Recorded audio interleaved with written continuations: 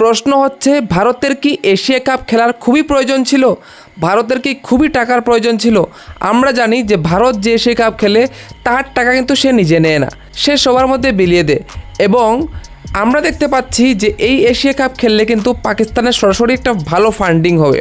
এবং যে জায়গায় আমরা দেখতে পাচ্ছি লিজেন্ডের সাথে ম্যাচগুলো কিন্তু লিজেন্ডরা খেলেনি, কারণ কিছুদিন আগে ভারত এবং পাকিস্তানের মধ্যে যে সম্পর্কটা ছিল, ঠিক আছে, সবাই দেখেছে এবং সবাই বলেছে যে ভারত এবং পাকিস্তানের ম্যাচগুলো বয়কট করলেই ভালো।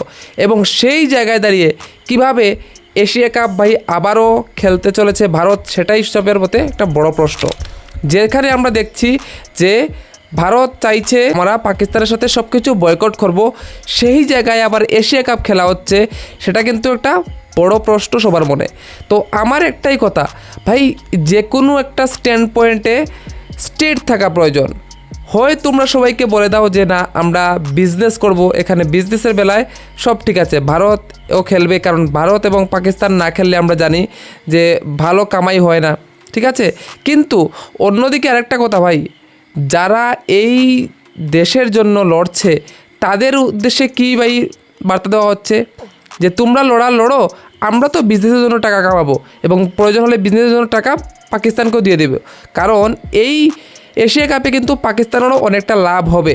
যাই হোক, আমরা দেখেছি যে ভাই এই বছর এশিয়া কাপের শিডিউল চলে এসেছে, যেখানে আমরা দেখেছি যে আমাদের গ্রুপেই কিন্তু পাকিস্তান রয়েছে, অর্থাৎ পাকিস্তানের সাথে আমাদের একটা ম্যাচ তো হবেই হবে। তো সেটা কীভাবে সম্ভব ভাই? ভারত এত শক্তিশালী একটা বোর্ড, ভারতের কাছে সব কিছু রয়েছে, এবং এই জিনিসটা এমন এক দিনে ভাই অ্যানাউন্স করলো, তাও পাকিস্তান, যে দিনে নাকি কার্গিল আমরা জয়ী হয়েছে, কার্গিলের জয় দিবসের দিনই ওরা ঘোষণা করে দিল। তো আমার তো মতে ভাই ভারতের এই সিদ্ধান্তটা আমার একদম মোটেই ভালো লাগেনি, ঠিক আছে।